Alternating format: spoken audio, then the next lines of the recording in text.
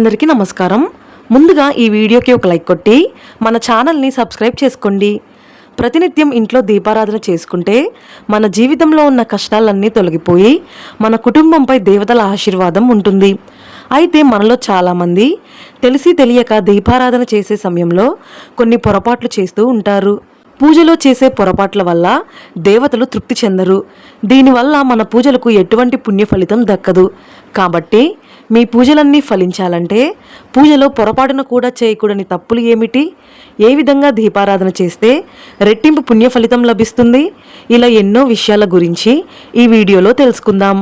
ముందుగా ఈ వీడియోకి ఒక లైక్ కొట్టి ప్రతి ఒక్కరూ ఓం నమః శివాయ అని కామెంట్ చేయండి. పూజలో ఉపయోగించే పుష్పాలు చాలా పవిత్రమైనవి. కాబట్టి పూజలో ఉపయోగించే పుష్పాలు పొరపాటున కింద పడితే వాటిని పూజలో ఉపయోగించకూడదు. అలాగే వాసన చూసిన పుష్పాలను కూడా పూజలో ఉపయోగించకూడదు. ఇక పూజ గదిలో పొరపాటున కూడా ఎండిపోయిన పుష్పాలు ఉండకూడదు. ఇక దేవుని పూజలో సమర్పించే నైవేద్యం వేడిగా ఉండకూడదు.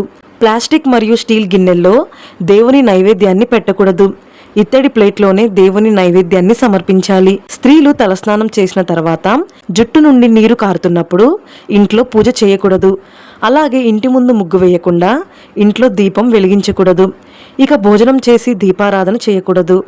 పూజలో దేవుని మంత్రాలు చదివేటప్పుడు వచ్చిరాని మంత్రాలు పలకకూడదు. దేవుని మంత్రాలు తప్పుగా పలికితే మీ పూజకు ఫలితం దక్కదని వేద పండితులు సూచిస్తున్నారు. శివుడిని పూజించేటప్పుడు తులసి ఆకులు ఉపయోగించకూడదు. బిల్వ దళాలు మాత్రమే శివ పూజలో ఉపయోగించాలి. ఇక గణపతి పూజలో కూడా తులసి దళాలు ఉపయోగించకూడదు. ఇక ఇంట్లో దీపారాధన చేయాలంటే తప్పనిసరిగా తలస్నానం చేయాలి. అయితే ఆరోగ్యం సహకరించలేక తలస్నానం చేయలేని ఆడవారు పాపిట్లో కుంకుమ బొట్టు పెట్టుకొని పూజ చేసుకున్నా సరిపోతుంది. అయితే మగవారు దీపం వెలిగించాలంటే ఖచ్చితంగా తలస్నానం చేయాల్సిందే. ఇక దీపారాధన చేసే సమయంలో అగ్గిపుల్లతో దీపం వెలిగించకూడదు. అగరవత్తితో కానీ ఏకహారతితో కానీ దీపాన్ని వెలిగించాలి. అలాగే ఒక దీపం నుండి మరొక దీపాన్ని వెలిగించకూడదు. పూజ గదిలో దీపం వెలిగించే ముందు దీపం ప్రమిదలో నూనె పోసిన తర్వాతే వత్తులు వేయాలి. అంతేకాని వత్తులు వేసి నూనె పోయకూడదు. పూజ గదిలో దీపం వెలిగించిన తర్వాత దీపానికి ఖచ్చితంగా కుంకుమ బొట్లు పెట్టాలి. ఇక దక్షిణముఖంగా పొరపాటున కూడా దీపం వెలిగించకూడదు. దక్షిణముఖంగా దీపం వెలిగిస్తే అపశకునాలు ఎదురవుతాయని, దారిద్ర బాధలు కలుగుతాయని వేద పండితులు సూచిస్తున్నారు. ఇక పూజలో ఉపయోగించే పసుపు కుంకుమలను సపరేట్గా పెట్టుకోవాలి. వంటలో ఉపయోగించే పసుపును దేవుని పూజకు వాడకూడదు. ఇక పూజ గదిలో ఉండే దేవుని చిత్రపటాలు ఉగ్ర రూపంలో ఉండకూడదు. ఉగ్ర రూపంలో ఉన్న నరసింహస్వామి అలాగే ఉగ్ర రూపంలో ఉన్న దుర్గాదేవి చిత్రపటాన్ని పూజ గదిలో పెట్టకూడదు. అలాగే కాళికాదేవి చిత్రపటాన్ని కూడా పూజ గదిలో పెట్టుకోకూడదు. మీ మనసులో ఏదైనా కోరిక ఉంటే ఆ కోరిక త్వరగా నెరవేరాలంటే మీ పూజ గదిలో ఉన్న గణపతి చిత్రపటానికి గరికమాలను సమర్పించి దీపం వెలిగిస్తే ఎలాంటి కోరికైనా వెంటనే నెరవేరుతుంది. పూజ గదిలో దేవుని పటాలు శుభ్రం చేయాలంటే గురువారం కానీ శనివారం కానీ శుభ్రం చేసుకోవాలి. అయితే పొరపాటున కూడా మంగళవారం మరియు శుక్రవారాల్లో దేవుని ఫోటోలు శుభ్రపరచకూడదు. అలాగే అమావాస్య, ఏకాదశి మరియు ద్వాదశి తిథుల్లో కూడా దేవుని ఫోటోలు శుభ్రం చేయకూడదు. పూజ గదిని శుభ్రం చేసేటప్పుడు చీపురును ఉపయోగించకూడదు. ప్రతి వారానికి ఒకసారి ఖచ్చితంగా పూజ గదిని శుభ్రం చేసి దేవుని పటాలకు పసుపు రాసి కుంకుమ బొట్లు పెట్టాలి. దేవునికి కుంకుమ బొట్లు పెట్టేటప్పుడు మధ్య వేలును ఉపయోగించాలి. అయితే ఉంగరపు వేలుతో మాత్రం దేవునికి కుంకుమ బొట్లు పెట్టకూడదు. అయితే రాత్రి సమయంలో పొరపాటున కూడా పూజ గదిని శుభ్రం చేయకూడదు. ఇక పూజ చేసే ఆడవారు నలుపు రంగు వస్త్రాలు ధరించి ఇంట్లో దీపారాధన చేయకూడదు. ఇక ప్రతి ఒక్కరి పూజ గదిలో తప్పనిసరిగా అక్షింతలు పెట్టుకోవాలి. అయితే అక్షింతలుగా ఉపయోగించే బియ్యంలో నూకలు ఉండకూడదు. ఇక పూజలో సమర్పించే దేవుని నైవేద్యాన్ని స్నానం చేయకుండా తయారు చేయకూడదు. ఇక పూజ చేసే ఆడవారు తప్పనిసరిగా కాళ్లకు పసుపు రాసుకొని కుంకుమ బొట్టు పెట్టుకోవాలి. అదేవిధంగా జుట్టు విరబోసుకొని దీపారాధన చేయకూడదు. స్త్రీలు చక్కగా జడ వేసుకొని జడలో పువ్వులు పెట్టుకొని దేవుడిని పూజిస్తే మీ భర్తకు బాగా కలిసొస్తుంది. వాస్తు ప్రకారం పూజ గదిలో పొరపాటున కూడా విరిగిపోయిన విగ్రహాలు ఉండకూడదు. పూజ గదిలో పాతబడిన దేవుని విగ్రహాలు ఉన్నా మీ పూజలకు సరైన పుణ్య ఫలితం దక్కదు. అలాగే చనిపోయిన మన పెద్దల ఫోటోలను పూజ గదిలో పెట్టకూడదు. ఇక పూజ గదిలో ఉండే దేవుని విగ్రహాలు 6 అంగుళాల లోపే ఉండాలి. అంతకన్నా పెద్ద సైజులో దేవుని విగ్రహాలు ఉండకూడదు. ఇంట్లో పూజ చేసే ముందు అశుభకరమైన విషయాలు మాట్లాడకూడదు. అలాగే పూజలో వెలిగించే దీపం ఎప్పుడూ కూడా ఒక వత్తితో వెలిగించకూడదు. దీపారాధన చేసే సమయంలో మీ ఇంటికి ఎవరైనా అతిథులు వస్తే వారిని చులకనగా చూడకూడదు.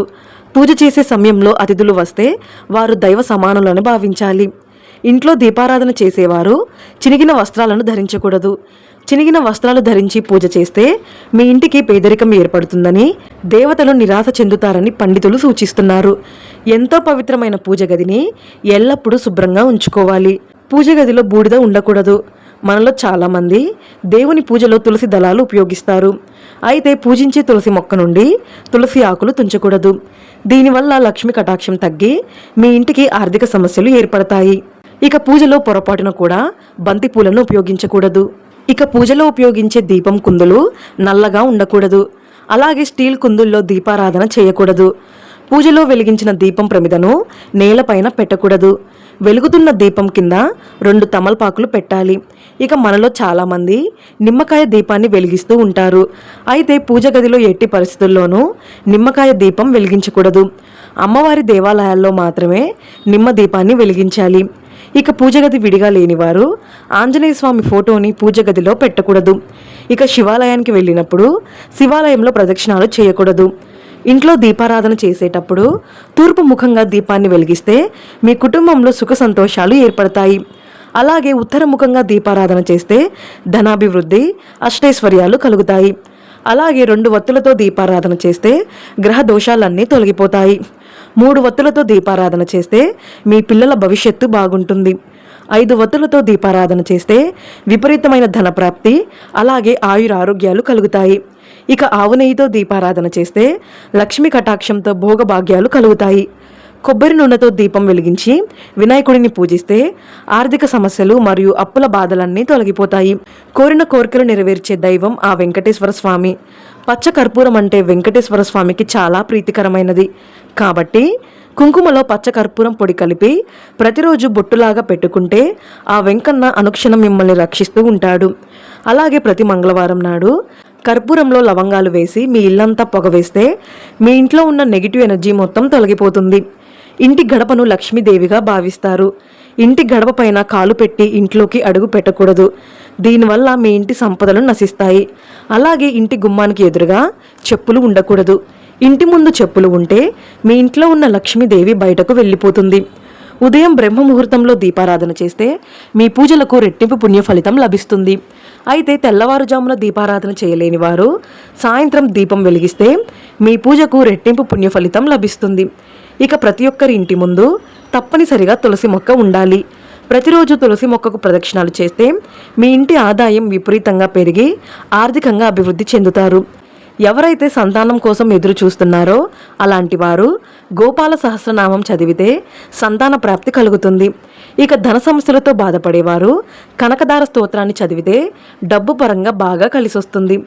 మీ ఇంటి ముందుకు వచ్చిన మూగ జంతువులకు తప్పనిసరిగా ఆహారం పెట్టాలి. లేదంటే 7 జన్మల దారిద్ర్యం వెంటాడుతుంది.